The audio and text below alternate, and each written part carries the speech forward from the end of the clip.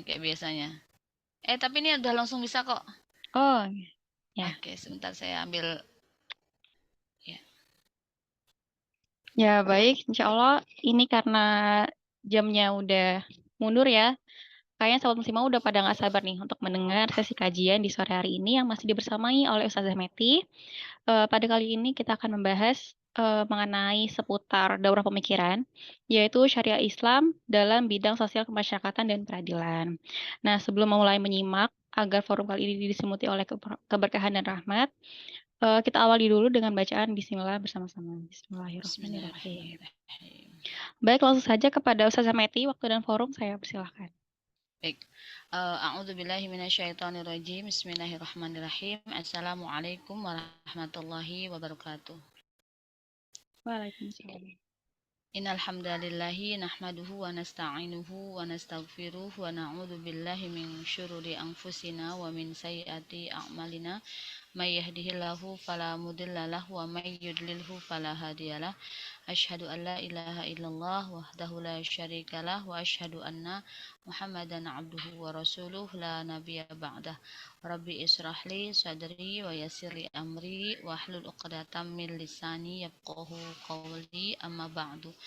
Alhamdulillahi rabbil alamin. Akhwati fillah rahimakumullah, berbahagia sekali di sore yang sangat cerah ini. Kalau di Jogja sempat ada letusan Gunung Merapi. Semoga aman terkendali gitu ya.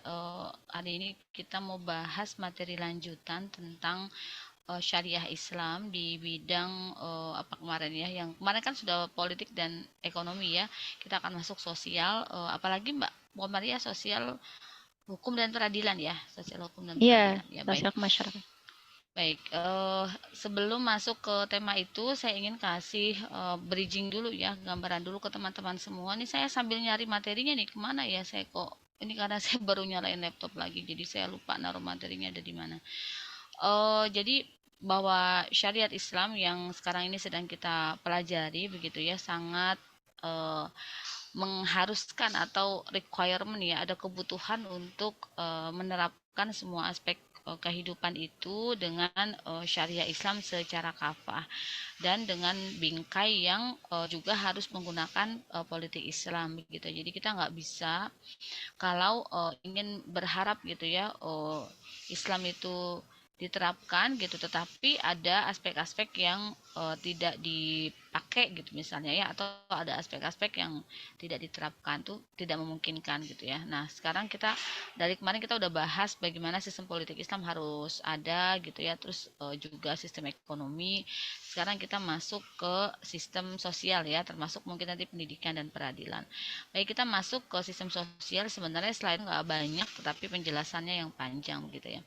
Jadi kalau di dalam sistem sosial Islam atau interaksi antara laki-laki dan perempuan gitu ya, baik di dalam ruang publik maupun di dalam ruang domestik, maka Islam juga punya pengaturan yang sangat luar biasa yang berbeda dari apa namanya kondisi kehidupan sosial saat ini gitu ya, dimana di dalam kehidupan sosial saat ini tuh laki-laki dan perempuan benar-benar bebas, mereka bisa melakukan aktivitas apapun yang mereka suka, mereka bisa melakukan pekerjaan pada saat yang bersamaan, mereka juga bisa, ini harus di level, harus di top up dulu, nggak bisa langsung, makanya apa namanya, sampai mana tadi abang nih neko-neko. Saya ulangi ya. Jadi di dalam sistem sosial Islam kalau yang saat ini ya, yang saat ini terjadi, kita pahami bahwa masyarakat itu benar-benar sangat apa namanya bias gitu ya. Mereka tidak tahu ketika mereka berinteraksi antara laki-laki dan perempuan, aturan apa sih yang mau dipakai gitu ya. Berbagai pelecehan seksual dari yang sangat tua sampai yang sangat muda itu terjadi. Misalnya kalau di daerah saya ini di Bekasi, beberapa hari yang lalu ada seorang kakek-kakek berusia sekitar 74 tahun. Dia memperkosa ibu-ibu berusia, nenek-nenek berusia 85 tahun. Mereka sudah sama-sama pikun, jadi tiba-tiba mendapati keduanya tidak menggunakan pakaian. Saya tidak tahu apakah mereka melakukannya secara sadar atau tidak, dan apakah benar-benar sudah terjadi perkosaan atau tidak. Tapi intinya sampai ke gap warga dalam keadaan sudah tidak berpakaian, begitu ya. Itu dari berita yang beredar, begitu. Bahkan kita juga dapati berita yang sangat mengerikan di mana ada anak SD gitu ya, terus memperkosa anak TK begitu ya. Yang bisa kita pikirkan apa yang ada di dalam benak mereka, apa yang mereka tonton, situasi sosial seperti apa sampai bisa seorang anak SD loh ya, berarti sekitar usia berapa sih gitu, mungkin 7 sampai 10 tahun, sampai 11 lah ya, anak SD itu sudah terpikir untuk melakukan adegan-adegan yang itu sangat private gitu ya, yang hanya terjadi pada interaksi suami istri begitu. Belum lagi misalnya isu perselingkuhan di dunia kerja gitu kan, atau bahkan penyimpangan seksual seperti LGBTQ dan sebagainya, semua terjadi di masyarakat kita gitu ya. Pertanyaannya selama ini lalu interaksi di tengah-tengah masyarakat itu seperti apa begitu ya. Maka di sini kita pahami bahwa di dalam Islam itu semua sangat diatur. Bagaimana seorang wanita ketika dia berada di dalam rumah apa saja yang harus dia lakukan, dan ketika dia di luar rumah apa saja yang harus dia lakukan. Begitu juga laki-laki ketika dia menjadi kepala keluarga terhadap keluarganya di dalam rumah, dan ketika dia ada di luar rumah dia berinteraksi dengan masyarakat apa yang harus dilakukan. Maka sistem politik sosial di dalam Islam ini mengatur interaksi relasi antara laki-laki dan perempuan gitu ya. Sebenarnya ada dua cara pandang. Sebelum di slide ini sebenarnya harus ada slide tentang sistem pergaulan Islami dulu ya, secara umumnya. Jadi bahwa Islam membedakan laki-laki dan perempuan itu interaksinya dalam dua hal. Yang pertama, secara umum hukum asalnya interaksi antara laki-laki dan perempuan di dalam Islam itu bersifat ta'awun ya, bersifat saling tolong menolong dalam rangka mewujudkan kemaslahatan di tengah-tengah masyarakat. Jadi nggak ada beda kebolehan laki-laki di muka publik sebagaimana juga perempuan boleh ada di muka publik. Laki-laki boleh ceramah sebagaimana juga perempuan boleh ceramah. Laki-laki boleh berjual beli sebagaimana perempuan juga boleh berjual beli. Laki-laki boleh berada di peradilan untuk bisa memperjuangkan haknya sebagaimana perempuan juga boleh berada di peradilan, di pengadilan untuk memperjuangkan haknya.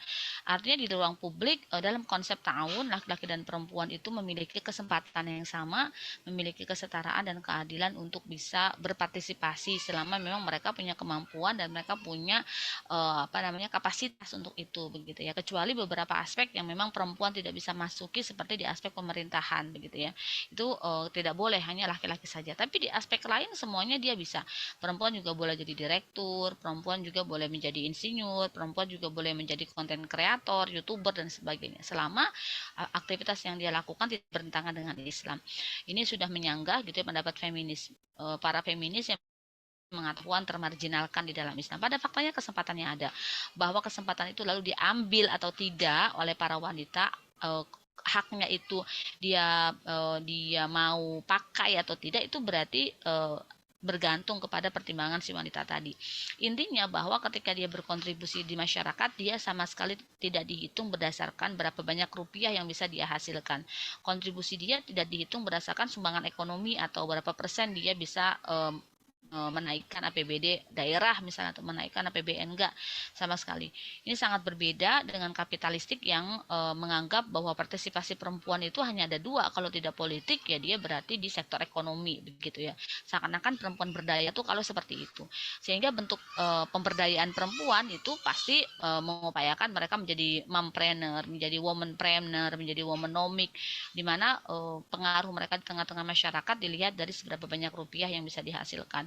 Maka begitu banyak seminar-seminar yang di-endorse gitu ya, begitu banyak program-program empowering kepada perempuan arahnya pada pemberdayaan ekonomi. Karena seakan-akan peran perempuan tuh hanya di situ. Bahkan bisa dikatakan negara itu menjadikan perempuan sebagai tumbal, bukan tumbal, lebih tepatnya bahasanya sebagai bantalan buat kemiskinan keluarga begitu ya.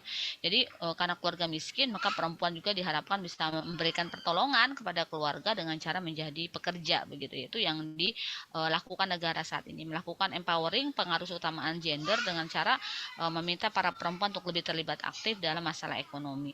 Yang kedua gitu ya, perjuangan feminis juga membawa perempuan untuk terlibat di bidang politik. Ya, Bu. Uangnya di sana. di bidang politik begitu ya, di mana mereka dia untuk duduk di uh, beberapa level kekuasaan yang itu justru bertentangan dengan Islam, sangat bertentangan secara diametral dengan Islam. Nah, ini sangat berbeda. Jadi kalau di dalam Islam, perempuan dan laki-laki diberikan kesempatan yang sama untuk berkontribusi di tengah-tengah masyarakat dalam rangka kemaslahatan, dan itu semua terjadi bukan dalam rangka ekonomi, tetapi dalam rangka meninggikan peradaban manusia. Gak ada tuh kewajiban perempuan untuk mencari nafkah, sebagaimana gak ada kewajiban bagi perempuan untuk menghasilkan secara itu ya. Itu yang pertama. Yang kedua, pada faktanya perempuan dan laki-laki juga punya peran-peran domestik, ya, peran-peran khas yang memang Allah Subhanahu wa taala peruntukan itu bagi perempuan dan peruntukan itu bagi laki-laki. Pertama, misalnya peran perempuan sebagai seorang ibu gitu, yang ini juga fardu ain buat mereka. Sementara di sektor publik itu kan hukumnya fardu kifayah ya, karena itu berlaku buat laki-laki dan perempuan. Sementara ini yang ada di dalam sektor domestik ini adalah peran fardu ain mereka, sehingga tidak bisa mereka abaikan. Ketika sebuah fardu ain berhadapan dengan fardu kifayah gitu ya, dan sudah banyak orang yang berkontribusi di masyarakat dan gak kekurangan, sebenarnya para wanita bisa kembali kepada fardu ainnya. Apa contohnya gitu, peran keibuan ya, peran misalnya rodoah ya, peran penyusuan anak, peran hadonah, peran pengasuhan anak sampai dia tamyiz gitu ya, berusia 7 tahun kurang lebih ya, dan peran tarbiyatul aulad ya, pendidikan terhadap anak sampai dia siap menyongsong taklif atau beban hukum syariat, berarti sampai dia balik misalnya. Itu semua Allah Subhanahu wa taala mempiaisikan ya, person in charge-nya yang bertanggung jawab adalah seorang ibu. Dan ibu ini tentu saja adalah istri dari seorang suami, yang berarti suami menjadi kepala keluarga sekaligus penanggung jawab atas seluruh program di dalam rumah, termasuk peran keibuan seorang istri begitu ya. Pada saat yang bersamaan, Islam juga mengamanahkan perempuan untuk menjadi pengurus rumah tangga, atau kita sebut sebagai Robbatul Bait ya. Bukan Rabbul Alamin ya, karena pengatur alam semesta adalah Allah Subhanahu wa taala. Tapi Allah pengatur alam semesta mengamanahkan kepada perempuan dengan fardu ainnya sebagai pengurus rumah tangga. Seperti misalnya pengatur belanja, sebagai menjaga harta ketika suaminya sedang pergi gitu dan sebagainya. Termasuk misalnya memasak, membereskan rumah dan sebagainya. Walaupun misalnya dia memang dalam keadaan yang anaknya banyak, tugas dia sebagai ibu dengan tugas sebagai pengurus rumah tangga mungkin terasa berat, dia bisa minta suaminya untuk terjun membantu. Kalau suaminya ternyata punya kesibukan yang membuat dia tidak terjun membantu, maka bisa dilakukan dengan cara ya suaminya mengutus orang untuk membantunya, misalnya untuk dengan adanya khadimat dan sebagainya.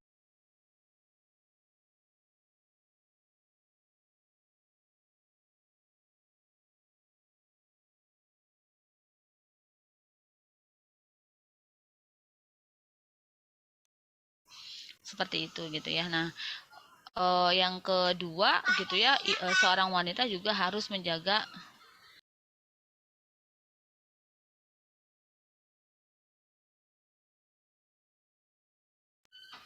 Nah, satu sisi lain gitu ya, ketika wanita berada di sektor publik dalam rangka berkontribusi kepada masyarakat dan pandangan-pandangannya yang digunakan adalah pandangan ta'awuniyah, pandangan eh, tolong menolong gitu ya, maka ada panduan di dalam Islam yang khusus bagi wanita, dan ada yang juga berlaku umum bagi wanita dan laki-laki. Misalnya kewajiban dia berjilbab. Ini yang akan menyelesaikan banyak sekali permasalahan yang itu otaknya laki-laki, bukan eh, paha kami, misalnya gitu ya. Mereka mengatakan bahwa perkosaan, pelecehan terhadap perempuan itu terjadi karena laki-laki yang nafsu gitu ya. Padahal di dalam Islam keduanya sama-sama punya kewajiban. Seorang wanita punya kewajiban untuk menutup aurat dan memakai jilbab, laki-laki juga punya kewajiban untuk menjaga pandangannya. Dan keduanya punya kewajiban untuk tidak terjadi ikhtilat, campur baur di antara mereka berdua, termasuk dilarang berkholwat, bersepi-sepi di antara mereka berdua. Jadi ini bukan masalah salah siapa, tapi bahwa masing-masing dari mereka pada saat berada di tempat publik, di tempat umum, sama-sama punya kewajiban yang harus dilaksanakan, dan sama-sama punya hak yang bisa mereka gain, yang bisa mereka dapetin. Misalnya para wanita dia harus menjaga kehormatannya, sehingga dia keluar rumah itu itu pertama harus ada izin dari suaminya gitu atau dari mahramnya. Yang kedua dia wajib untuk berjilbab dan menutup aurat. Bahkan ada para sahabiah Rasulullah SAW ketika di hari raya gitu ya ingin keluar untuk mendengarkan khutbah tetapi tidak punya jilbab, Rasul mengatakan pinjamkan. Berarti itu adalah salah satu dalil dari banyak dalil termasuk di dalam surah Al-Ahzab ayat 59 yang memerintahkan perempuan untuk tidak hanya keluar dengan baju rumahnya. Baju rumah apa sih? Baju rumah ya baju yang dipakai di depan mahram dan para wanita standar itu, tapi harus ditutup lagi dengan pakaian keluar rumah yang itu kita namakan jilbab. Dan jilbab itu beda dengan khimar atau kerudung, karena kalau khimar adanya di surat An-Nur ayat 33, sementara perintah jilbab adanya di surat Al-Ahzab ayat 59. Jadi ini dua ayat yang berbeda yang sama-sama diwajibkan bagi perempuan untuk memenuhinya ketika dia keluar rumah begitu ya. Jadi tidak cukup keluar rumah itu menutup aurat, tetapi juga harus mengenakan jilbab. Nah, yang kedua adalah larangan ikhtilat yang menyebabkan banyak terjadinya perselingkuhan, perzinahan, pelecehan seksual karena interaksi laki-laki dan perempuan yang tidak ada hajat syar'i tapi mereka bercampur baur. Misalnya pada konser musik, pada nonton bioskop gitu ya, pada pameran dan keramaian sebagainya yang sebenarnya di dalamnya sama sekali nggak ada kepentingan dharma wisata. Dharma wisata bahasanya jadul banget ya, apa itu misalnya rihlah gitu ya, pariwisata dan sebagainya yang nggak ada kepentingan di situ ada interaksi. Jadi syariat hanya membolehkan terjadinya ikhtilat, campur baur antara laki-laki dan perempuan pada sesuatu yang syariat berbolehkan. Misalnya dalam hal pendidikan. Boleh saja seorang muslimah misalnya punya gurunya laki-laki di dalam universitas misalnya. Dosennya laki-laki, mahasiswanya perempuan, atau lagi sekolah gitu ya, gurunya perempuan, muridnya laki-laki, nggak ada masalah. Yang dilarang adalah kalau muridnya cuma perempuan dan gurunya cuma satu laki-laki di tempat tertutup, itu nggak boleh gitu ya. Atau misalnya ya gurunya perempuan tapi muridnya laki-laki dan muridnya sudah balik, itu juga tidak boleh. Tetapi kalau bersama-sama di ruang publik maka boleh terjadi campur baur. Dalam hal ini berarti kan ada interaksi. Ikhtilat itu apa sih gitu ya? Ikhtilat itu syaratnya dua. Pertama, di dalam ikhtilat itu ada ijtima, ada pertemuan. Ini kita sedang ada bertemu ya. Dan yang kedua adalah adanya interaksi. Jadi interaksi itu yang menyebabkan sesuatu dikatakan terjadi ikhtilat. Kalau ini sebenarnya lebih karena kita berinteraksi tapi tidak bertemu secara fisik ya. Jadi bertemunya secara maya. Interaksinya kan bisa terjadi secara maya, cuma pertemuannya kan tidak. Kita makanya di sini pun misalnya ada laki-laki di online itu diperbolehkan gitu. Tidak dianggap sebagai ikhtilat yang dilarang karena memang dalam rangka menuntut ilmu juga begitu ya. Nah, itu ikhtilat. Sehingga kalau ada pertemuan dan ada interaksi gitu ya, saling ngobrol, misalnya di warung makan gitu, cekakak-cekikik laki-laki dan perempuan yang bukan keluarga, bukan kerabat, bukan mahram, maka itu sebenarnya diharamkan di dalam Islam. Yang ketiga adalah larangan khalwat, bersepi-sepi atau berdua-duaan antara laki-laki dan perempuan, seperti boncengan motor atau mereka bikin janji kerja kelompok tapi cuma berdua di kafe mojok. Nah, itu juga sebenarnya khalwat. Nah, kalau yang begini-begini itu sudah di-cut dulu sama Islam, niscaya pelecehan seksual, niscaya pemerkosaan, pergaulan bebas itu akan sangat berkurang bahkan mungkin hilang karena orang nggak punya lagi akses gitu ya dan tidak punya lagi forum yang bisa digunakan untuk bisa melancarkan hal-hal negatif tadi. Bahkan juga larangan tabarrus gitu. Perempuan-perempuan sekarang keluar rumah lebih cantik ketika mereka di dalam rumah. Mereka seperti ingin show force gitu, kayak ingin menunjukkan jadi dirinya, pengen show off gitu ya. Yang tadinya di dalam rumah bibirnya nggak diapa-apain, di luar bibirnya langsung dimerahin. Yang tadinya di dalam rumah kerudungnya cuma bergo biasa, ketika keluar rumah kerudungnya dililit-lilit kayak orang mau bunuh diri gitu ya, naudzubillah min dzalik. Artinya memang ada fenomena di tengah-tengah masyarakat kita di mana orang keluar tuh show off gitu. Bahkan kalau beberapa daerah sampai pakai kalung di luar kerudung gitu kan, pakai anting dikeluarin gitu. Udah ada kerudung pun masih ada jepit-jepitnya segala macam-macam yang menimbulkan ketertarikan orang untuk melihatnya, untuk memperhatikan. Maka itu masuk kategori tabarrus. Bukan berarti nggak boleh bedakan gitu ya, bukan berarti nggak boleh memberikan pewarna pada wajah kita, tetapi dalam batas yang itu tidak menarik perhatian. Kira-kira bisa nggak sekedar untuk menjaga kesehatannya, sekedar untuk menjaga dari misalnya bahayanya sinar matahari berlebih misalnya dan seterusnya. Itu yang harus dilakukan, termasuk larangan safar bagi wanita sehari semalam tanpa izin dari mahramnya begitu. Nah, kehormatan ini harus dijaga perempuan ketika dia berada di sektor publik, ketika dia sedang menjalankan fardu kifayahnya bersama laki-laki untuk berbagai bidang kehidupan. Dia boleh jadi hakim di peradilan, dia selama bukan ketua hakimnya ya, atau bukan di dalam Islam namanya mahkamah mazalim. Tapi kalau hakim biasa, dia juga boleh jadi polisi, dia juga boleh jadi tentara. Jadi Islam memberi akses seluas-luasnya kepada perempuan untuk berada di tengah-tengah masyarakat dengan kontribusi yang berguna sebagaimana juga kepada laki-laki. Itu kita sebut sebagai peran-peran fardu kifayah gitu. Bahkan ada peran-peran mubah, ada peran-peran sunnah yang juga bisa dimasuki.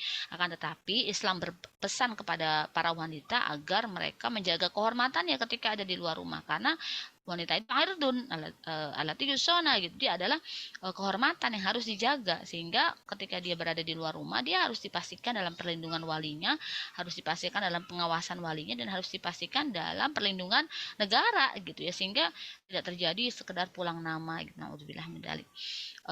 Beberapa waktu yang lalu ada video yang replay gitu ya di Mata Najwa, dokter Muin Idris gitu ya, dia beliau almarhum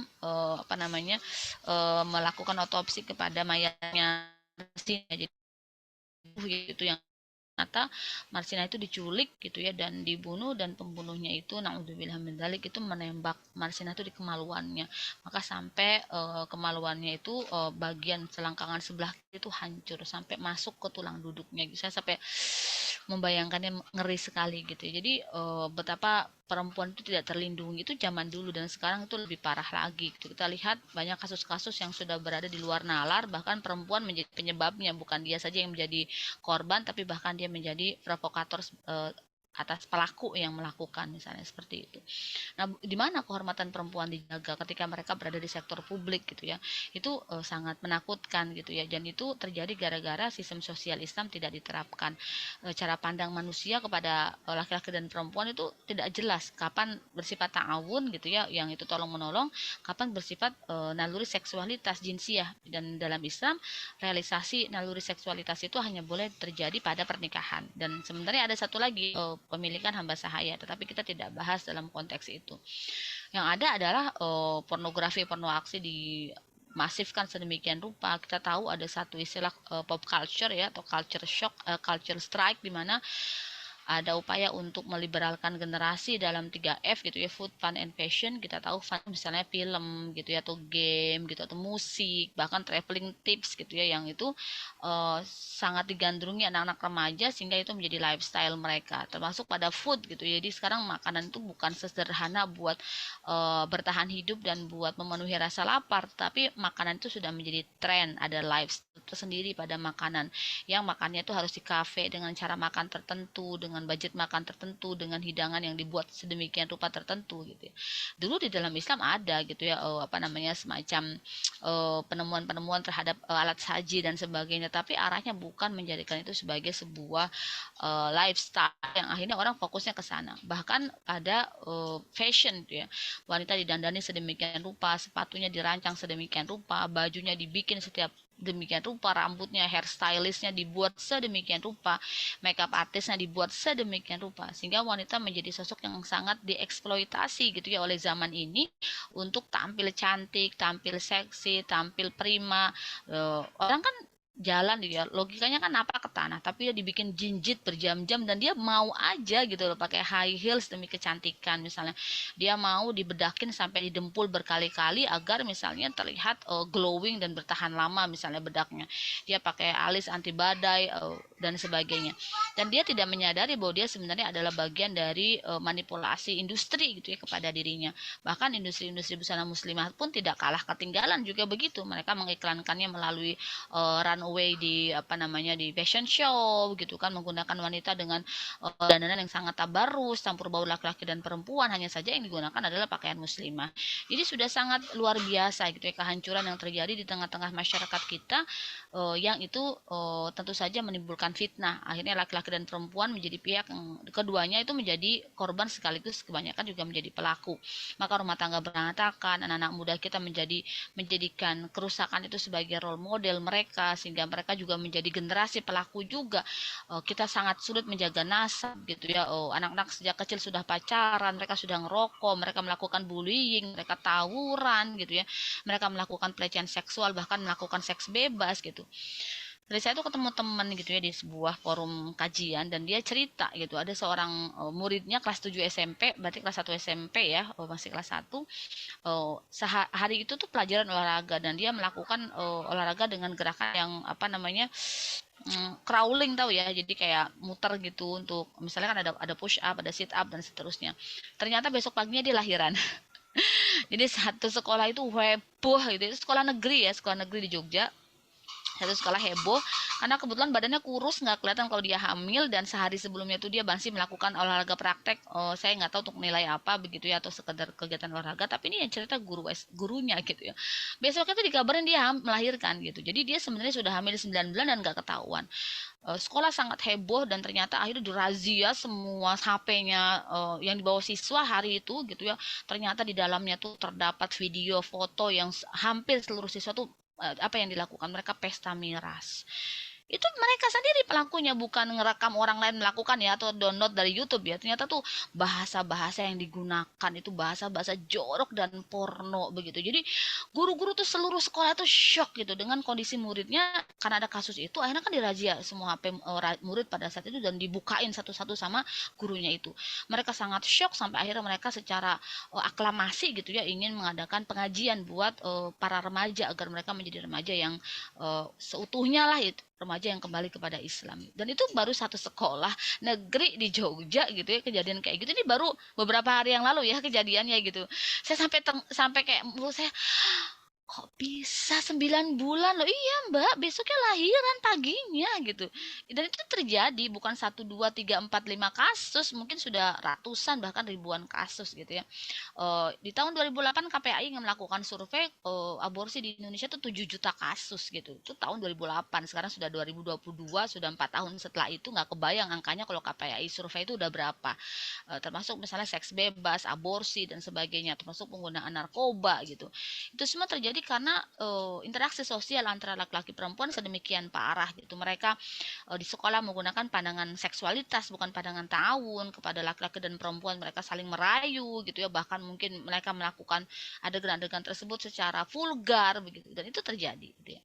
Dan ini adalah PR yang sangat apa namanya, sangat berat buat kita untuk kita selesaikan, karena memang interaksi antara laki-laki dan perempuan di Indonesia gitu ya, dan saya rasa di seluruh dunia gitu semakin parah, dan Islam tidak diterapkan di situ. Tidak ada pendidikan seksual di dalam Islam, dan tidak ada pendidikan seksual Islam yang diajarkan kepada anak-anak kita. Dan juga pergaulan Islam yang ada justru diperkenalkanlah fungsi organ kelamin itu seperti apa secara fungsional, secara strukturnya, udah gitu diberitahu siklus haid itu bagaimana, diberitahu cara mencegah kehamilan seperti apa. Jadi itu kayak ngajarin, itu seperti tutorial yang membuat anak-anak semakin penasaran. Bahkan KPAI mencanangkan 100% kondom, sehingga kondom itu lebih mudah diakses di Maret-Maret itu gitu ya, di depan kasir tinggal bayar dengan berbagai jenis rasa, bahkan dibagikan gratis.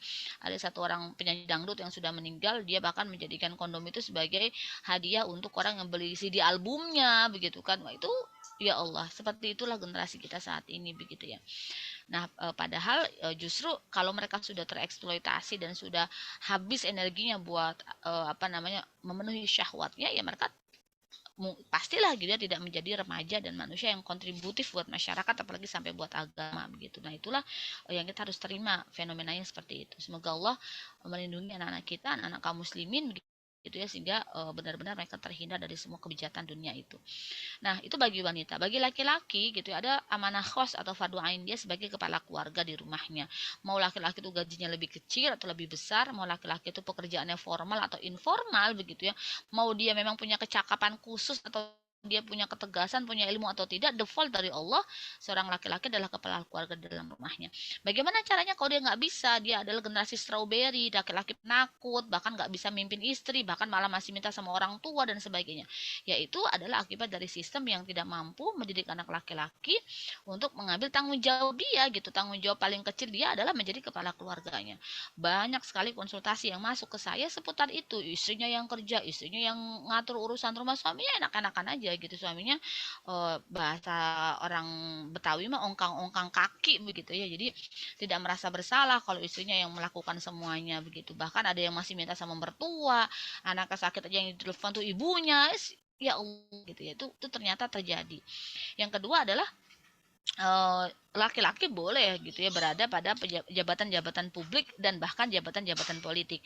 Kalau jabatan publik perempuan juga boleh ya, yang nggak boleh adalah jabatan politik yang berhubungan dengan pemerintahan. Jabatan politik yang tidak berhubungan dengan pemerintahan boleh, misalnya menjadi ketua partai, tapi tentu partai politik Islam ya. Kalau partai politik sekuler hukumnya juga tetap haram begitu. Seperti itu boleh. Dan juga laki-laki mempunyai tugas untuk memberi nafkah ya, dalam bentuk apapun yang bisa dia lakukan selama jalannya adalah halal gitu ya. Sehingga dari sini kita pahami kalau interaksi yang dibuat di dalam masyarakat ini seperti insya Allah masyarakat itu akan sehat, dia akan cenderung meningkat kondisinya dan berada dan membawa masyarakat kepada peradaban yang tinggi. Nggak seperti sekarang gitu, benar-benar nggak ada standar yang dipakai, yang digaungkan adalah kebebasan, yang penting nggak mengganggu orang lain, sehingga semakin lama masyarakat itu getting worse, semakin buruk gitu ya, bukan semakin baik. Kita menjadi begitu paranoid menyekolahkan anak-anak kita, begitu paranoid dengan teman-teman anak kita, begitu paranoid dan sangat skeptis dengan suami kita sendiri begitu ya, karena situasi di luar sana sudah sedemikian mengerikan. Kita mau bilang jadi faktanya jadi berita di mana-mana, bahkan kiri kanan depan belakang sudah terjadi seperti itu. Saya tinggal di tempat yang dulu saat masih tinggal bersama mertua itu yang apa namanya, orang-orang yang menikah karena married by accident banyak sekali gitu, bukan cuma satu dua. Ibu mertua yang selalu cerita, Umi dia udah nikah, Umi itu sebenarnya hamil duluan. Ya kan mak, ya wong menikah ayo semeteng bahasa orang Jawa gitu, udah hamil kok dia, sampai seperti itu. Dan itu terjadi nggak satu dua kasus gitu ya, itu banyak kasus di bahkan tuh di lingkungan terdekat kehidupan saya, sampai saya ngeri sekali gitu ya membesarkan anak di lingkungan seperti itu. Ternyata ya secara umum kondisi masyarakat kurang lebihnya demikian begitu ya. Nah, itu sistem politik Islam sebenarnya detailnya banyak, hukum-hukum apa saja yang diterapkan, tetapi ini kita kasih highlightnya aja ya secara umum. Ini saya mau cek nih teman-teman, asalnya dari mana aja sih? Kalau yang di Jogja kita udah mulai ngeran kajian intensif yang bersama saya untuk sementara sepekan, sebulan 2 kali.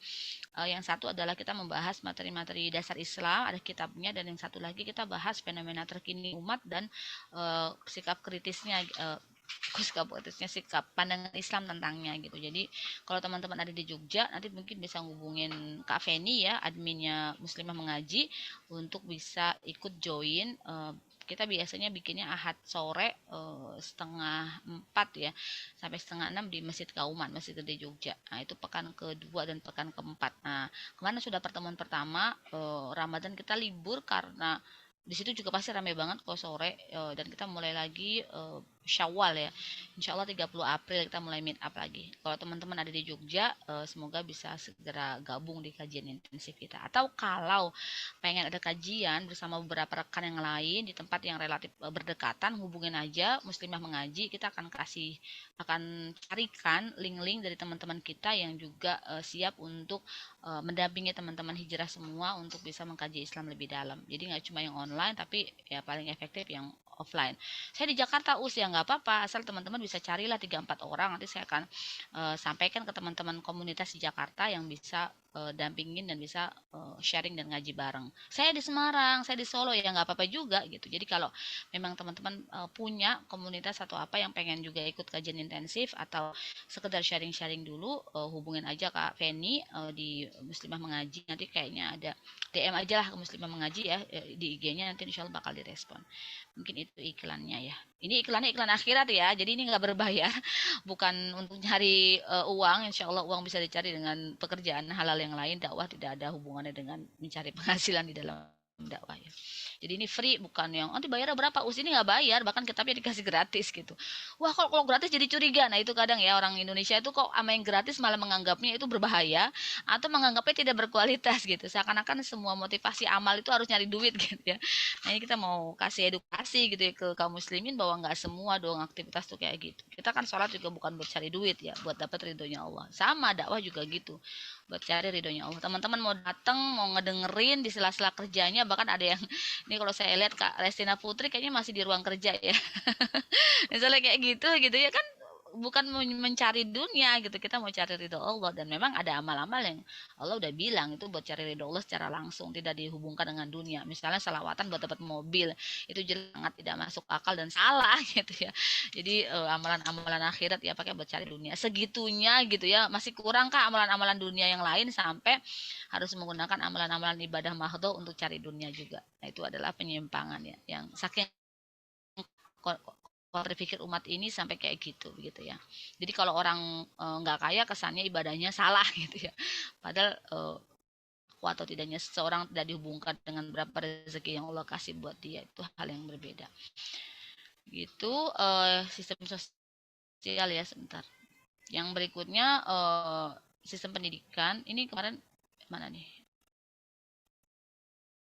Ini sanksi sebentar, pendidikan dulu ya. Nah ini yang apa di flyernya nggak ada ya, tapi saya mau ngomongin juga karena ini juga sangat penting gitu ya. Bukankah kita begitu apa namanya dilematis ya mau mencari sparring partner buat bimbingan anak kita, karena nggak mungkin selamanya anak ajarin sama orang tuanya gitu ya. Bahkan kalau di dalam Islam memang madrasatul ulanya di rumah tangga itu ya sampai 7 tahun itu hadonahnya atau pengasuhan anak yang memang PIC-nya harus ibunya langsung begitu ya. Setelah itu kita bisa juga nyari outsource yang lain gitu ya untuk bantu kita mendampingi proses pendidikan anak. Nah, bisa jadi dengan sekolah-sekolah Islami atau sekolah-sekolah umum yang kita backup gitu ya. Nah, kita bahas apa sih pendidikan yang berbasis syariah itu gitu ya. Maka pendidikan yang berbasis syariah itu kalau kita bicara sistem pendidikan, berarti penyelenggaranya harus negara ya. Itu ini kok saya nge-freeze ya. Suara saya masih kedengaran nggak sih Mbak Kokom? Jelas, Oh Ustazah. jelas ya, tapi Ya, tapi masalahnya gambarnya. gambarnya tuh nge-freeze. Nggak apa-apa lah Oh, ya. Gambar ya. nggak penting lah ya, yang penting suara. Aman. Iya ya mungkin kayaknya kadang apa namanya internetnya agak low gitu ya. Terus ini saya liatin wifi-nya, so far so good sih. Baik, kita lanjutin ya. Jadi asasnya adalah akidah Islam. Tidak boleh ada sekolah yang mereka asasnya sekuler. Tidak boleh ada sekolah yang asasnya bahkan liberal gitu ya. Nggak boleh kalau di dalam Islam. Jadi boleh diriin sekolah swasta, boleh. Walaupun negeri yang wajib gitu ya. Jadi negara harus menyediakan yang cukup buat rakyatnya. Tapi kalau swasta memayas itu boleh. Tapi asasnya harus akidah Islam. Jadi sekolahnya itu bisa dikatakan IT semua gitu ya. Gitu. Sekolahnya itu ITS semua. Nanti kalau Islam itu nggak ada sekolah umum yang agama cuma 2 jam itu pasti itu big no gitu ya di dalam Islam. Jadi karena mereka harus menjadikan akidah Islam sebagai asas buat sistem pendidikan, termasuk buat sekolah-sekolah yang didirikan baik dari TK sampai tingkat universitas. Nah, apa tujuan dari pendidikan di dalam Islam? Tujuannya adalah untuk terbentuknya saksia Islamiyah atau kepribadian Islam. Jadi seseorang dikirim ke sekolah-sekolah, dikirim ke pondok-pondok, dikirim ke kampus-kampus, dikirim ke lembaga-lembaga kursus. Tujuan utamanya adalah terbentuk saksiyah Islamiyah begitu ya, atau kepribadian Islam. Sehingga kalau ada yang bilang jangan nikah dini soalnya anak-anak itu emosinya belum stabil, itu sebenarnya semakin menegaskan bahwa pendidikan mereka nggak berhasil mendidik mereka menjadi anak-anak yang matang di usia balik ya kan. Atau tawuran di mana-mana, senjata tajam kelitih kalau di Jogja, kalau di Bogor kemarin saya baru aja dapat info gitu ya, temen yang ada di sana cerita di samping rumahnya itu ada anak yang mau nyebrang sama adiknya gitu kan. Dan itu tuh anak nggak mampu lah pakai baju sekolah, disambit pakai celurit dan itu kena lehernya, jadi lehernya tuh hampir putus dan dia meninggal di depan adiknya sendiri. Iya, dan itu ya Allah. Dan kebetulan kok ya ada yang ngerekam gitu loh. Saya nggak ngerti ya itu kok bisa sampai teman saya itu dapat video aslinya. Itu dia sampai ngeliat itu seperti orang nyembelih sapi gitu. Saya sampai astagfirullah, saya langsung dihapus sama teman saya tuh karena kejadiannya dekat dengan rumahnya dia gitu. Dan itu ternyata di mana-mana kenakalan remaja, enggak, bukan anaknya dia. Teman saya tuh sampai bilang, ih kejahatan, hampir copot. karena pakai, jadi itu cuma random aja gitu, random aja kenakalan remaja yang udah sampai kayak gitu. Itu kan semakin semakin menunjukkan betapa pendidikan kita tidak mampu gitu mencetak generasi yang ketika mereka masuk ke sekolah, kepribadian mereka tuh ditempa gitu, pemahaman Islam mereka ditempa, apa namanya, jiwa mereka juga ditempa menjadi Islami gitu kan, memiliki kecenderungan-kecenderungan Islam, memiliki perilaku-perilaku Islam tuh plus nggak ada sama sekali gitu. Bahkan kan kita juga melihat ya, pondok-pondok pesantren yang kita harapkan sebenarnya menjadi semacam oase di padang pasir gitu ya untuk bisa mendidik anak-anak kita, banyak juga kejadian pelanggaran-pelanggaran justru terjadi juga di pondok. Ini membuktikan bahwa pondok pun nggak bisa menjalankan perannya kalau sistem sekulernya tetap masih dipertahankan begitu ya, dan itu terjadi di mana apa namanya, pendidikan nggak berhasil sama sekali gitu ya. Bahkan kalaupun mereka menjadi anak-anak yang cerdas, mereka menjadi anak-anak yang sangat studi oriented gitu ya, nggak peduli kepada kebutuhan hidup keluarganya, nggak peduli kepada kepada beratnya orang tuanya menyekolahkan, ya boro-boro dia peduli kepada masyarakat dan negara. Yang dia fokus adalah gimana dia bisa bisa pinter gitu ya, gimana semuanya terbayar tanpa dia mau terlibat sama sekali. Jadi itu yang terjadi, mereka kalau udah kerja ya sibuk dengan kerjanya gitu ya, tidak memiliki beban sedikit pun untuk merasa memiliki tanggung jawab kepada masyarakat gitu. Nah, materinya apa gitu ya untuk bisa membentuk saksi Islam? Materinya ada dua. Pertama, wajib diberikan sakofah Islam sejak pendidikan dasar sampai pendidikan tinggi. Sakofah Islamnya tentu saja disesuaikan dengan proses perkembangan pemikiran anak begitu ya. Tapi itu wajib ada. Dan yang kedua adalah sains tentu saja, ilmu-ilmu dunia. Jangan dikira Islam itu menentang ilmu dunia. Justru ilmuwan Islam itu dulu polimet kan, mereka ahli di berbagai bidang, mereka penyair tapi mereka itu juga fisikawan, mereka itu misalnya seorang mustahid di dalam bidang agama tetapi mereka juga misalnya seorang dokter.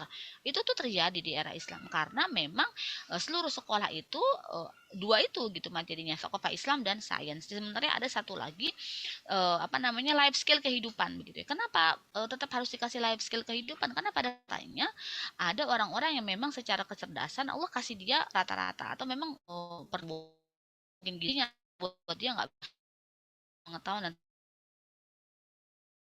itu oleh Islam itu nanti dites sejak SMP. Anak-anak IQ-nya berapa, minatnya itu kemana. Kalau ternyata dia tuh tidak punya minat masuk universitas, tidak punya minat untuk bisa mendalami ilmu pengetahuan tertentu dan menjadi inventor, menjadi penemu di bidang-bidang ilmu pengetahuan dan teknologi itu, maka dia diarahkan oleh negara untuk masuk sekolah vokasi.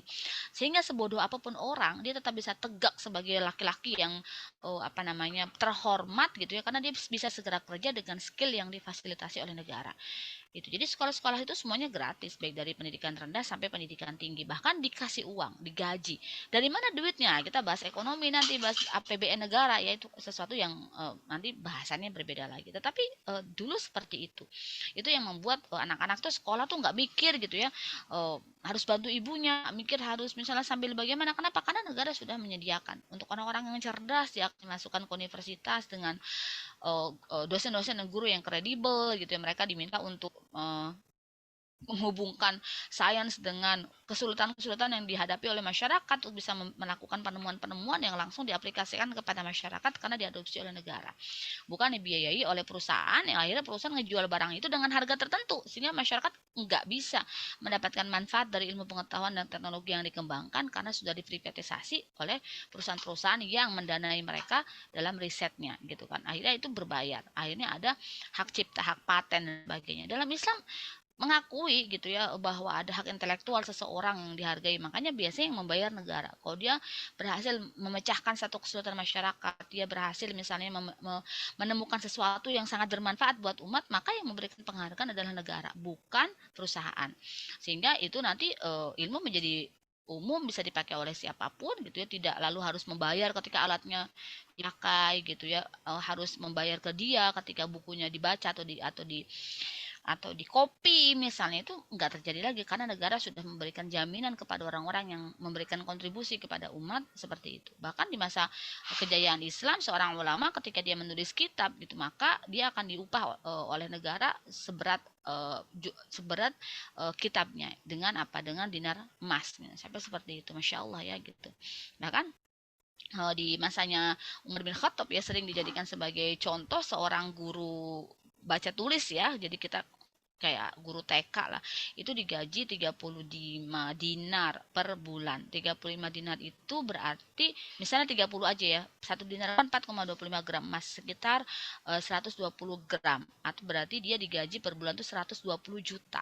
Itu di masa Umar bin Khattab gitu ya, sekitar 13 abad atau ya sekitar 13 abad yang lalu gitu ya. Bisa dibayangin nggak gitu betapa memuliakannya Islam terhadap seorang guru, karena dia yang mengentaskan seseorang dari kebodohan, yang bisa membuat orang itu lalu belajar agama, memberikan kontribusi kepada umat. Sekarang guru digaji berapa gitu? Saya dosen, kalau saya tahu gaji saya, kalian semua akan menangis gitu ya.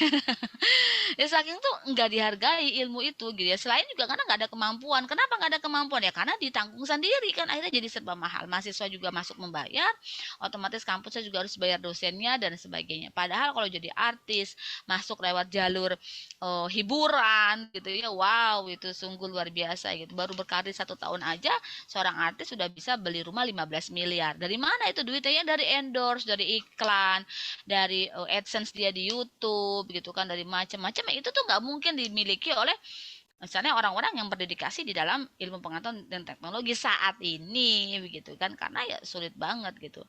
Hari ini suami saya masuk apa namanya tulisannya masuk di koran kan, suami saya kan suka nulis tuh ya. Tidak banyak bicara banyak menulis, saya banyak bicara tidak suka menulis.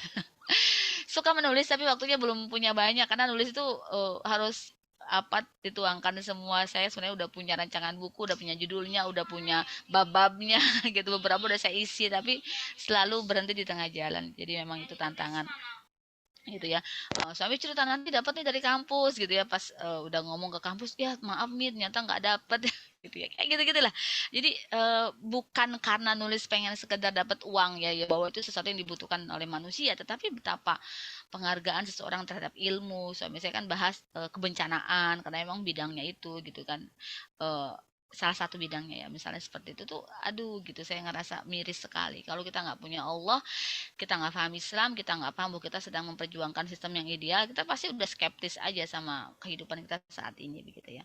Nah itu materinya, metodenya yang digunakan adalah metode yang disesuaikan dengan bidang-bidang yang dijalani oleh apa namanya anak didik. Itu kan ada metode talaki di mana seseorang bertemu langsung dengan guru dan guru menyampaikan itu gitu ya. Jadi benar-benar metodenya itu talkian fikrian di apa namanya SMA mana kok nggak masuk, nggak keluar ya. Nah, di mana seseorang itu atau murid itu benar-benar disampaikan secara pemikiran, bukan cuma ditulisin di whiteboard atau di papan tulis lalu gurunya pulang gitu ya, atau gurunya kemana dia cuma nulis dan nyalin aja, sama sekali nggak yang demikian ya. Nah, jenjang pendidikannya juga dalam Islam sudah sangat diatur, ada perpustakaan, ada lab, dan yang paling penting semuanya itu gratis. Dari mana duitnya? Nah itu dengan mengoptimalkan, salah satunya adalah kepemilikan umum yang dimiliki negara, misalnya dari tambang, dari kekayaan alam yang lain, itu nggak diserahkan kepada swasta, nggak diserahkan kepada individu, sehingga mereka punya kekayaan yang not make sense, nggak masuk akal. Seorang individu punya kekayaan sampai sekian ratus triliun misalnya, sementara ada rakyat yang hanya untuk nyari 20.000 saja susah banget, saking gapnya yang sangat luar biasa. Mereka kaya karena mereka ngerampok harta rakyat, yang itu tidak sampai sekarang dianggap sebagai sesuatu yang legal gitu, kalau sumber daya alam itu boleh dikuasai oleh swasta atau individu gitu. Baik itu asing maupun lokal, sama aja keharamannya kan. Itulah yang bikin kita miskin gitu, kita nggak punya apa-apa. Yang udah miskin ini masih disuruh bayar pajak, pajaknya dikemplang oleh orang-orang tertentu. Wah, udah ada nggak sih kekacauan yang lebih kacau lagi dari kondisi saat ini gitu loh. Dan kita nggak boleh diam, kita bukan nggak boleh jadi orang yang skeptis, kita harus berjuang untuk memperbaiki ini, harus bikin masyarakat melek bahwa kalau nggak ada Islam, kalau nggak pakai Islam, pastilah kita berada dalam apa namanya masyakoh, kesulitan dalam kehidupan dunia yang sangat sempit gitu kan, sebagaimana Allah Subhanahu Wa Taala dan Rasulnya juga menyampaikan.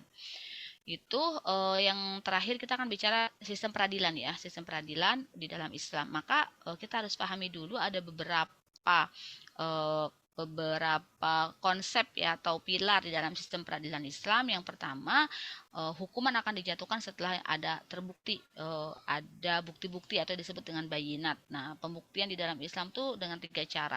Yang pertama adalah adanya saksi, dan untuk masing-masing kejahatan kualifikasi apa yang disaksikan oleh saksi itu juga harus spesifik. Misalnya seseorang dituduh melakukan perzinahan, maka saksinya adalah harus 4 orang, dan setiap saksi itu harus melihat proses dukhulnya, proses terjadinya perzinahan tersebut. Bukan pada saat baru masuk kamarnya, bukan pada saat sekedar buka bajunya, tapi saat prosesnya berlangsung. Maka di dalam Islam lebih baik melepas yang bersalah dibandingkan menahan yang tidak bersalah atau menghukum yang tidak bersalah. Jadi kalau pembuktiannya tidak cukup, ya dia dilepas, karena Islam punya pengadilan akhirat, sehingga seseorang itu walaupun dilepas bukan berarti dia akan bebas dari pengadilannya Allah. Dan itu pasti akan muncul karena memang dibentuk sedemikian rupa agar masyarakat itu benar-benar eh, lebih mudah bertakwa dibandingkan bermaksiat. Yang kedua adalah adanya wanita hamil tanpa suami. Ini pasti berarti berzina gitu. Jangan bayangkan seperti mukjizat yang diberikan Allah kepada Maryam al-Muqaddasah, ya, ibu dari Nabi Isa alaihissalam. Jadi kalau ada wanita dia hamil tapi dia belum memiliki suami yang sah, maka berarti wanita ini langsung dihukumi sebagai pezina. Atau yang ketiga ada pengakuan, ada ikrar. Jadi seseorang mengaku di depan hakim saya berzina. Nggak ada saksi, nggak ada bukti, dia mengaku berzina, maka itu sudah cukup sebagai pembuktian. Nah, jadi hukum itu dijatuhkan setelah ada proses pembuktian. Boleh nggak kalau CCTV dijadiin bukti? Nggak boleh. Kenapa? Karena harus saksi, bukan rekaman digital. Nah, kalau sudah ada rekaman digitalnya sampai beredar, maka dia dikenai hukum atas penyebaran pornografi, bukan atas perzinahannya. Misalnya contohnya gitu. Kecuali dia mengaku, iya memang itu saya di video itu, berarti yang diambil bukan CCTV-nya tapi pengakuan dia atas tindakan asusila yang dia lakukan, kayak kasus Ariel sama Cut Tari. Kenapa kita boleh ngomongin? Karena memang sudah menjadi rahasia umum gitu, rahasia publik, itu tidak dianggap sebagai gibah lagi untuk disampaikan. Misalnya seperti itu ya, maka kalau dia mengaku itu dia seharusnya kalau mereka sudah menikah mereka dirajam sampai mati begitu. Kejem banget loh. Anda tuh ingin menjaga masyarakat enggak gitu? Kalau satu perzinahan itu tidak dihukum, apa yang terjadi dengan yang lainnya? Mereka akan semakin nggak takut berzina, semakin terang-terangan berzina dan seterusnya. Ada orang kayak misalnya kasus anaknya dibunuh gitu kan, penjara cuma sekian tahun. Kayak kasus kemarin saya baca itu ada gay di Nganjuk yang dia meracuni 23 pasangan gay lain dan 5 meninggal. Jadi pakai racun tikus dan dia hanya dihukum 9 tahun. Jadi dia dihukum di sidang 2012, kemungkinan besar 2021 kemarin bebas, dan itu beritanya ke up lagi begitu ya. Bisa dibayangin nggak, dia sudah membunuh 5 orang dan dia melakukan aktivitas sodomi, tapi cuma di penjara 9 tahun gitu ya. Dan nggak tahu tuh selama di penjara dia melakukannya lagi atau enggak. Apakah hukum seperti itu adil gitu ya? Kalau di dalam Islam, ketika pornografi dihilangkan gitu kan, sistem pergaulan Islam tuh benar-benar diterapkan, orang nikah tuh dipermudah, poligami dibolehkan, nikah dini nggak ada masalah, karena orang kalau udah haid itu ya berarti seluruh struktur tubuhnya udah matang, misalnya kan seperti itu. Justru pendidikan Islam akan menyiapkan generasi itu menjadi generasi bertakwa yang saluran alami atau fitrahnya naluri seksual ya dengan pernikahan, misalnya seperti itu. Sudah dibikin sedemikian rupa masih ada orang yang berzina, masih ada orang yang jadi LGBTQ, makanya pasti hukumannya jadi berat. Kalau sekarang semua diumbar, semua dibebaskan, free sex, sekuler gitu kan, sehingga ya orang berzina tuh lebih mudah gitu kan dibandingkan dia bertakwa. Maka benarlah kata Nabi bahwa orang memegang Islam nanti itu seperti memegang bara api, dan kita sekarang ini kondisi memegang Islam yang memegang seperti memegang bara api, panas, sakit, tapi tetap harus kita pegang gitu kan. Yang kalau kita lepas maka kita pasti akan terbawa dalam arus sekuler ini dan kita akan menjadi korban berikutnya. Nauzubillah min dzalik. Nah, seperti itu gambaran dari Rasul, karena memang sangat berat memegang Islam sekarang ketika hanya individu-individu yang mencoba untuk bertahan, negara tidak begitu, masyarakat juga luweh-luweh kalau kata orang Jawa, cuek gitu kan. Dan ya hanya ada beberapa pergerakan Islam yang berusaha untuk melakukan perubahan. Tapi kita nggak boleh pasif. Ada banyak orang baik yang terus berorganisasi, mereka terus apa ya istilahnya itu membesarkan pusaran hijrah ini sampai hijrahnya nggak cuma individu tapi negara juga ikut hijrah begitu ya, karena kan sistem ini hanya bisa maksimal kalau diterapkan sampai level negara, nggak cuma individu dan masyarakat. Tidak ada orang yang kebal hukum, jadi mau itu anak-anak raja, mau itu anak pejabat dan sebagainya, justru bahkan di dalam beberapa masa Islam mereka dikenakan hukuman lebih banyak lagi oleh negara dibandingkan rakyat biasa, karena mereka menjadi teladan contoh, berarti kesalahan mereka terhitung lebih besar. Seperti misalnya ketika Umar bin Khattab memberikan tambahan hukuman gitu kepada anak yang dia sempat memukul seorang budak ketika kalah tanding gitu ya, lebih banyak dibandingkan ketika masyarakat biasa yang melakukan. Karena kenapa? Karena dia adalah anak pejabat gitu. Jadi dia pasti disorot publik. Kalau dia melakukan pelanggaran, maka asar atau pengaruh dari pelanggaran itu akan lebih besar dibandingkan kalau rakyat biasa. Tidak boleh ada syubhat, nggak boleh ada keraguan, emang benar ngalami kejadian nggak sih dan sebagainya. Jadi kalau syubhatnya hilang, maka hukuman dijatuhkan dan keputusan bersifat mengikat dan tidak ada banding. Dalam Islam tuh pengadilan cuma satu level, beda sama sekarang ya. Pengadilan berlevel-level, makan waktu banget, bertahun-tahun, makan energi, makan biaya, konsentrasi terpecah ke situ gitu ya. Jadi akhirnya kualitas hidup juga menurun gitu kan, stres dan sebagainya. Itu baru pengadilan dunia. Sangat tidak efektif dan sangat tidak adil. Nah, pengadilan Islam tuh sekali udah nggak ada lagi banding gitu ya. Kecuali ada novum baru ya, berarti kalau ada novum atau bukti baru, berarti pengadilan dibuat untuk bukti itu gitu ya. Tetapi secara umum dia bersifat baik. Jadi asasnya adalah praduga tidak bersalah. Dia tidak bersalah sampai didatangkan saksi dan bukti begitu ya. Nah, apa namanya? Nanti ada apa namanya? Orang yang dituduh itu boleh bersumpah dan yang menuduh itu harus mendatangkan saksi atau bukti. Nah, tujuannya adalah untuk menjadi jawabir atau penebus. Orang yang sudah dihukum oleh dengan hukuman Islam, misalnya tentang perzinahan, dia dirajam. Maka jika dia benar-benar bertobat kepada Allah, hukum rajam itu menjadi penghapus dosa perzinahan dia. Rasulullah ada seorang wanita dari suku Gamid dijuluki Al-Ghamidiyah yang mengaku kepada Rasulullah berzina begitu ya. Nah, ketika dia dirajam, singkat cerita ya, long story short, darah dia menyiprat kepada salah seorang sahabat dan sahabat itu memakinya karena dia merasa itu menjijikan gitu, karena itu darah seorang pezina. Lalu Rasulullah SAW marah dan menyampaikan kepada sahabat tersebut, sesungguhnya kalau taubat wanita ini ditimbang dan dibandingkan dengan taubat penduduk Madinah pada saat itu, niscaya taubat wanita ini lebih berat lagi taubatnya, karena dia betul-betul memang ingin mendapatkan hukuman karena dia menyesal gitu ya. Seperti itu gitu. Jadi ada banyak bahkan ketika kekhilafahan itu berdiri gitu, berjalan di masa pemerintahan Abu Bakar As-Siddiq, ketika Umar ditugasi menjadi qadhi, Umar mengajukan berhenti dari Abu Bakar As-Siddiq karena selama dia menjadi hakim, dia nggak menyidangkan perkara apapun, sedikit sekali kejahatan biasanya langsung segera selesai. Itu bukti betapa keadilan bisa terjadi ketika Islam diterapkan, jadi penebus dan jadi jawazir, pencegah orang lain untuk melakukan, karena hukumannya itu berat, semuanya udah dijamin, semuanya udah di apa namanya, negara berperan dengan semestinya, bukan bisnis kepada rakyat, bukan nyari keuntungan buat rakyat, bukan menganggap pelayanan kepada rakyat adalah beban gitu. Tapi memang itu amanah. Maka ketika itu terjadi, misalnya orang yang berzina sudah menikah dirajam, orang yang membunuh orang lain tanpa hak akan kisos, itu akan mencegah pihak lain untuk melakukan hal yang sama. Nggak berani ngebunuh gitu, karena apa namanya, hukumannya sangat berat gitu ya. Baru saja saya baca berita ada seorang wanita meminta teman-teman laki-lakinya untuk meniaya seseorang sampai mati gitu di Medan, gara-gara dia punya utang 2 juta. Betapa murahnya harga sebuah nyawa saat ini begitu. Orang dengan mudahnya gara-gara iseng main celurit, main cambik gitu ya. Ya Allah gitu ya. Ada 2 wanita dicor gitu kan, dibunuh dan dicor di Bekasi gara-gara nagih utang dan sebagainya. Ya Allah gitu. Sebegitunya gitu ya. Masyarakat sudah berada dalam apa namanya, benar-benar dalam jurang kekacauan yang sangat dalam, yang kita harus berbuat sesuatu, kita harus melakukan sesuatu karena Islam ini harus jaya. Allah janji bahwa kita ini kuntum khaira ummah ukhrijat linnas, kita adalah sebaik-baik manusia yang pernah Allah keluarkan dari muka bumi ini. Berarti seharusnya kita mencapai level itu, tapi Allah ngasih syarat gitu. Apa syaratnya? Apa namanya, ta'muruna bil ma'ruf wa tanhauna 'anil munkar, kalian menyeru kepada yang ma'ruf. Al ma'ruf di sini maksudnya adalah al Islam, dan mencegah dari yang mungkar, dari semua pelanggaran hukum syariat. Jadi kita hanya akan jadi umat terbaik kalau syariat Islam, kalau hukum-hukum Allah, kalau akidah Islam semua diterapkan di dalam kehidupan, baru bisa, yaitu kita senantiasa menyuruh dan menerapkan yang ma'ruf dan mencegah dari berbagai kemungkaran, termasuk salah satunya adalah supremasi hukum, dan namanya adalah hukum syariat begitu ya. Nah, bentuk hukumannya apa? Ada 4, ada hudud, ada zinayah, ada ta'zir, dan ada mukhalafat. Hudud ini adalah untuk kejahatan-kejahatan atau jarimah-jarimah untuk yang memang Allah Subhanahu wa taala sudah menetapkan hukumannya secara pasti. Misalnya had buat zina gitu ya, had buat qazab. Qazab itu tuduhan zina. Misalnya juga had buat sarikah, orang yang mencuri, had buat liwat, yaitu orang yang tadi ya sodomi, had buat hirobah, orang yang merampok misalnya, dan sebagainya. had buat syarib khamar, orang yang minum minuman keras, dan had buat orang murtad.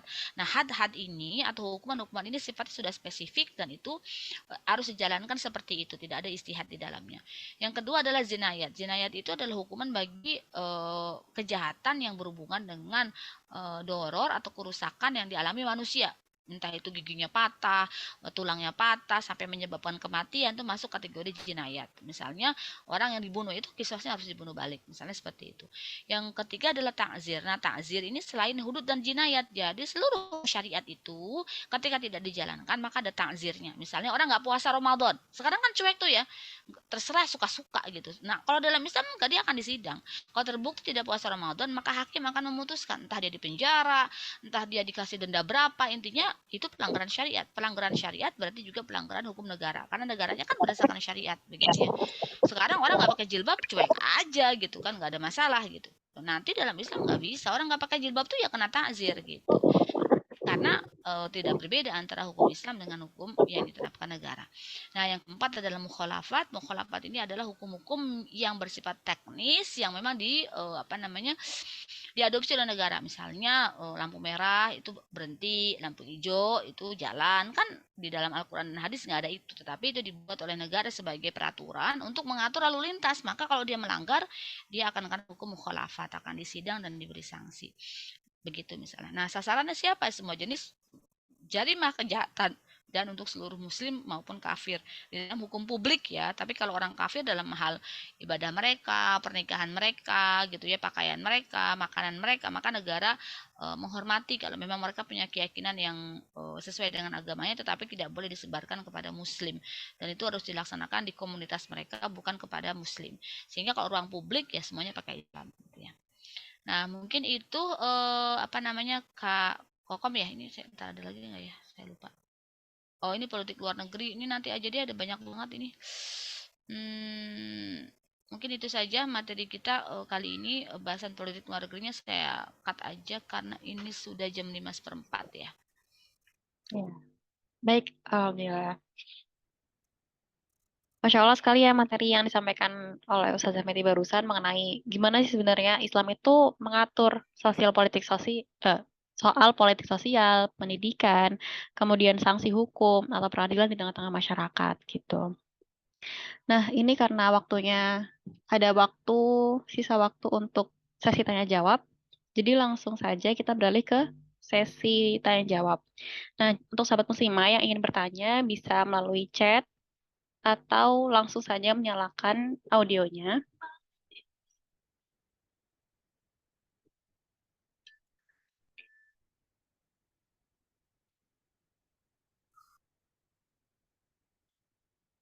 Mohon izin Ustazah. Oh iya, silahkan. Siapa ini, yang Mbak Rahmita kah yang bertanya? Iya, Oh iya iya, izin silakan. Ustazah. Sebentar. Ya, mohon izin Ustazah, izin Hmm. nanya. Karena kan saya ini background-nya kan sekarang kerja ya Ustazah. Kemudian di kantor itu memang benar ada yang ini ya Pak Ustazah tadi di PP yang awal-awal itu kita tahu ada kecurigaan lah, ada indikasi kalau salah seorang dari teman kita itu yang melakukan perbuatan ini Ustazah menyimpang gitu, seperti selingkuh gitu ya bisa disebut seperti itu karena kan sudah punya pasangan masing-masing sebenarnya. Jadi kalau dari sisi kami sebagai teman itu Ustazah sebenarnya batasannya tuh sampai mana sih untuk mengingatkan gitu ya karena kalau misalnya memergoki gitu kan kita belum pernah gitu ya Ustazah. Maksudnya kalau untuk level sampai teman itu biar kita nggak ikutan dosa gitu ya Ustazah karena kayaknya kita tahu ada indikasi kayak gitu loh. Kalau saya udah pernah bilang udah gitu kan.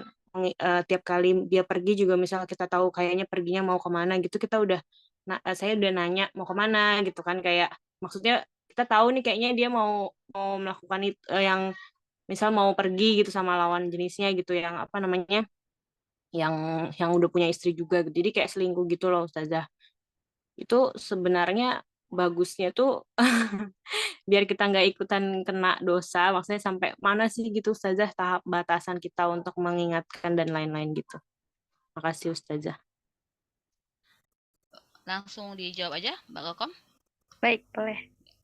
Ya, jadi Rasulullah SAW sendiri memang pernah menyampaikan dalam sebuah hadis, man ro'a minkum munkaron, siapa saja yang menyaksikan kemungkaran, ro'a itu kan berarti melihat ya, melihat kemungkaran, maka Rasul mengatakan fal yugoyir biyadihi, maka cegah dengan tangan dia. Nah, yang dimaksud dengan mengubah dengan tangan, mencegah dengan tangan itu ya setiap kekuatan dan kekuasaan yang kita miliki yang dalam konteks ini sesuai dengan kemaksiatan yang terjadi. Misalnya ada orang mojok di taman, kita kepala taman, kita punya dong kapasitas untuk minta jangan di situ misalnya gitu ya. Atau tadi misalnya Mbak Rahmita teman dan punya indikasi ke sana, maka berarti kita punya kapasitas, punya kekuatan untuk bisa menghentikan itu.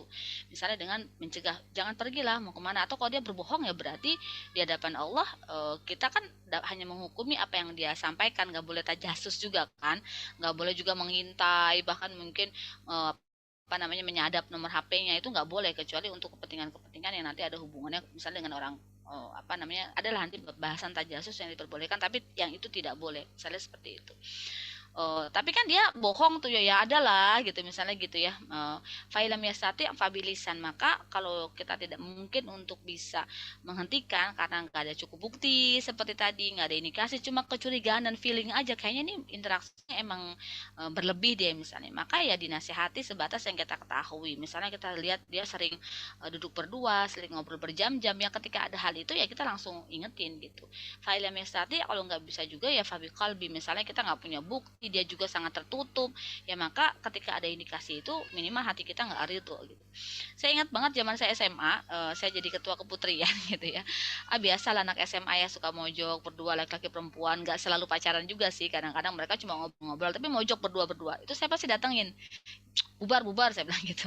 Jadi kayak semacam polisi sekolah gitu, yang sampai kalau saya lewat pasti teman-teman awas ada Meti karena mereka pasti bakal saya tegur gitu ya. Ya walaupun saya lupa ingat ya responnya nggak selalu baik juga, tetapi ya mereka menghargai bahwa secara umum syiar Islam di pondok di sekolah tuh lumayan baik, bahwa ya kholwat itu dilarang di dalam agama. Hatta kalian ngerjain tugas sekolah, ngapain sih ngerjain tugas di pojokan gitu kan kalian bisa aja ngerjain tugas di bangku taman dan sebagainya, nggak harus berdua. Maksud saya ya kalau memang kebetulan ada kegiatan yang memang bagi kita tidak wajar, ya langsung saja sampaikan gitu, nggak masalah. Atau kalau memang kita bisa menjalin kedekatan dengan orang yang sedang bermaksiat itu jauh lebih baik, misalnya teman kita itu kita dekati, lalu kita coba untuk dalam hal ini mendampingi gitu ya, proses pendampingan ke dia. Sebenarnya biasanya yang begitu-begitu kan juga ada masalah di keluarganya juga, mungkin kita bisa bantu, kamu kalau curhat jangan ke dia deh, curhatnya ke aku aja sama cewek misalnya gitu. Nah saya nggak paham seberapa syubhat itu bisa dihilangkan. Syubhat itu kan ketidakjelasan kondisinya, tapi intinya kalau kita bersikap sesuai dengan kondisi yang kita tahu ya, dan nggak boleh lebih dari itu, karena kalau lebih dari itu nanti jatuhnya suudzon ya. Jadi kalau memang kita tahu gini, misalnya bilang maaf banget, aku mau konfirmasi nih ke kamu, aku merasa daripada aku suudzon sama kamu misalnya gitu ya, aku kok kemarin ngeliat kamu di hotel jalan sama cowok gitu, dan itu bukan suamimu, aku tahu kan, aku kenal suamimu dong, dan itu juga bukan adikmu, aku kenal adikmu dong, nggak apa-apa kan, kamu tahu kan itu tuh nggak benar, nggak apa gitu. Kalau emang kita ngerasa ngelihat pada saat di kantor, kita bisa konfirmasi gitu. Itu banyak cara lah yang bisa kita lakukan, tapi memang nggak boleh mendiamkan, nggak boleh pura-pura nggak tahu itu urusan orang. No, Islam tuh nggak pernah mengajarkan kita untuk bersikap egois dan nggak peduli kepada kemaksiatan yang terjadi gitu. Cuma tinggal bentuk menyampaikannya ya itu sangat tergantung ketepatan kita situasinya gitu. Misalnya itu teman kita atau itu atasan kita atau anak kita, tentu kan beda. Saya punya teman yang anaknya tuh pacaran ketika SMA, langsung dikeluarin sama dia dari sekolahnya. Dihentikan setahun, itu anaknya dipindahkan ke rumah budenya di desa, selama setahun dia hukum nggak sekolah, sampai terus intinya dikasih kajian Islam lah ya, disadarkan, didekatkan, sampai tahun berikutnya janji anaknya itu nggak akan melakukannya lagi, terus dimasukin ke pondok yang dia bisa akses lah, maksudnya bukan pondok yang kayak semacam hukuman ya, tapi pondok yang bisa mengarahkan pembentukan saksi Islam. Dan alhamdulillah sekarang dia berubah menjadi pejuang Islam. Jadi itu menurut saya tindakan yang tepat dari ibunya gitu, karena kalau anaknya sampai pacaran padahal dia tahu itu dilarang, ya ibunya langsung mengeluarkan anak itu gitu. Saya sampai dapat ceritanya, wow, saya bilang kamu hebat juga ya berani mengambil langkah-langkah yang tegas seperti itu. Iyalah Mbak, daripada aku biarin begitu, aku juga nggak tahu. Di rumah dia bilang enggak, kita nggak tahu gitu. Dia di sekolah janjian ketemu di mana, bilangnya belajar sama teman yang mana, ternyata ketemu sama yang mana. Jadi sikap kita itu harus seimbang sesuai dengan apa yang kita lihat. Jangan lebih rendah dan jangan juga lebih tinggi. Yang lebih tinggi saya maksud sampai tajasus itu juga nggak boleh. Mungkin itu aja sih gambaran umumnya kali ya Mbak Hamita ya. Iya, terima kasih Ustazah. Ya, sami-sami. Ya, baik. Ini kita buka sesi tanya jawab selanjutnya atau bagaimana nih, Ustazah Meti? Kayaknya udah ya, soalnya ini anak saya minta beli makan, dia nggak suka apa yang saya masak. Ya, Anak laki-lakinya agak istimewa ini, lagi hari ini lagi cranky minta aneh. Sampai setengah 6 aja ya, ini udah 2 menit lagi ya. Insya Allah ya, di next kajian deh. ya, baik, siap. Ya, alhamdulillah, nggak terasa ya, sahabat muslimah, kita sudah berada di penghujung sesi kajian. Semoga apa-apa yang disampaikan oleh Ustazah Meti dan yang diserap oleh kita semua bernilai amal solih yang dapat menjadikan kita sebagai muslimah dan hamba yang Allah cintai. Saya juga ucapkan jazakumullah khairan katsir untuk Ustazah Meti dan untuk sahabat muslimah sekalian yang sudah bergabung di forum sore hari ini. Semoga ilmu yang kita dapatkan bermanfaat untuk dunia dan akhirat. Saya juga mohon maaf atas banyak salah kata dan sikap yang kurang berkenan di hati sahabat muslimah sekalian. Baik, kita cukupkan dengan akhiri forum kajian sore ini dengan membaca hamdalah, istighfar 3 kali dan doa akhir majlis. Alhamdulillah. Astagfirullahaladzim. Subhanakallahumma wa bihamdika asyhadu an la ilaha illa anta astaghfiruka wa atubu ilaik. Ya, wabillahi taufiq wal hidayah. Wassalamualaikum warahmatullahi wabarakatuh. Waalaikumsalam warahmatullahi wabarakatuh. Jazakumullah khairan katsiro. Teman-teman semua saya pamit. Dek Kokom juga. Ya, Assalamualaikum warahmatullahi wabarakatuh. waalaikumsalam. Jazakallah khair Ustazah.